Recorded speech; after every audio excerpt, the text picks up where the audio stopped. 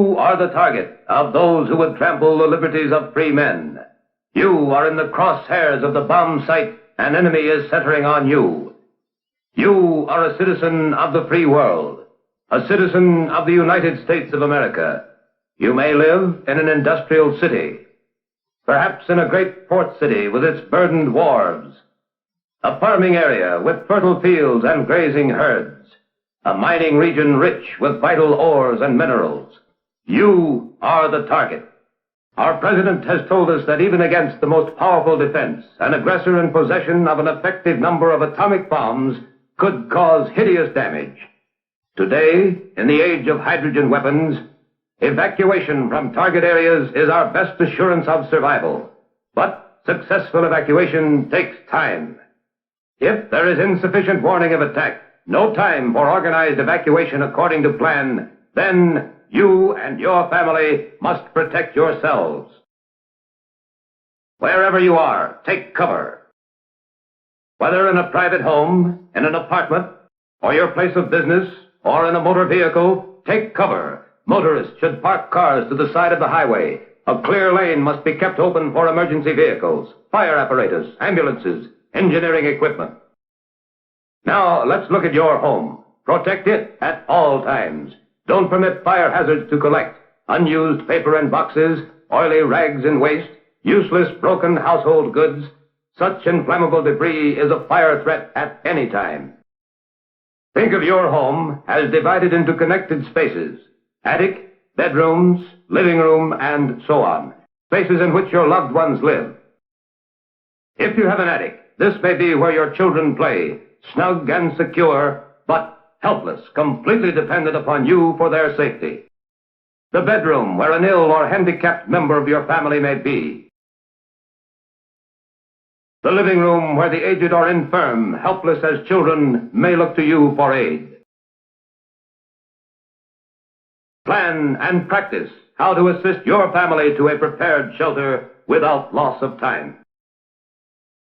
Plan and practice the turning off of all household appliances operated by gas or electricity. Simple insurance against some fires and explosions. If there is time, cover windows with blinds or draperies and close all outside doors, but don't lock them. Shut off the draft on coal or wood-burning furnaces and stoves. Hot coals or embers thrown about could set fire to your home.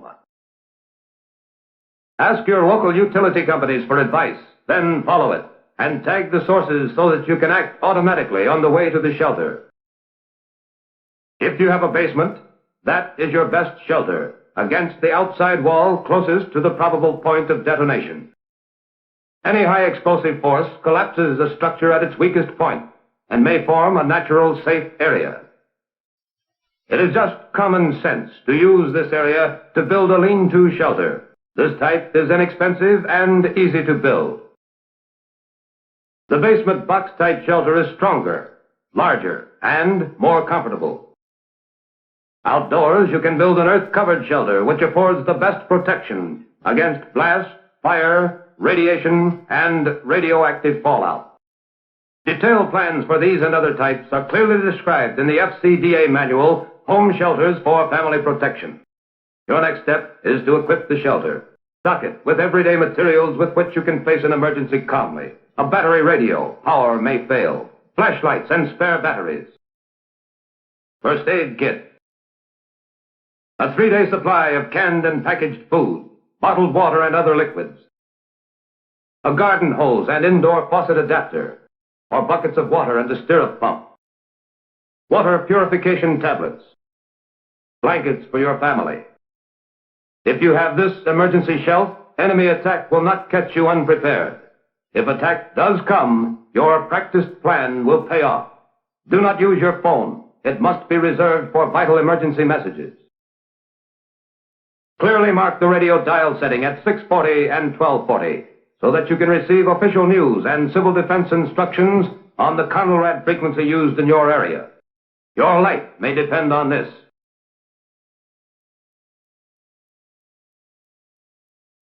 Train to give prompt first aid to the injured in your family, training that can serve you in any time of emergency.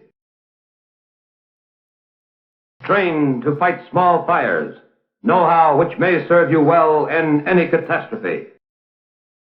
This is the plan to help you and others who need you, a plan to live, to work, and fight as did your forefathers. Now, let's check the plan together step by step.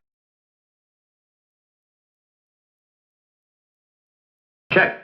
You practice fireproof housekeeping all the time.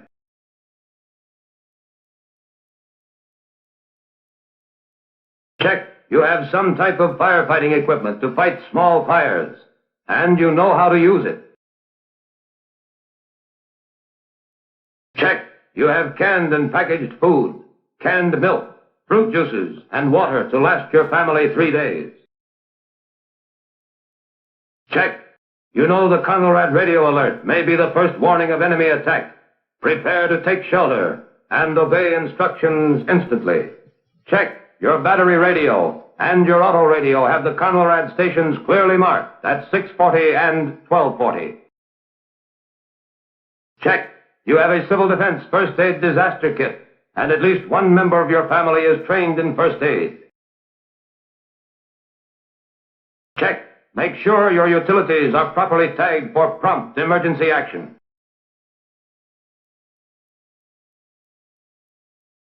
Check. Be ready to turn off all gas and electric appliances quickly, where advised by local utilities. Check. Cover windows and close outside doors as you take shelter.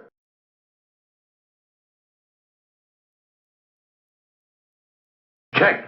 If you are directed to take cover while driving, park in the first clear space so as not to block emergency traffic.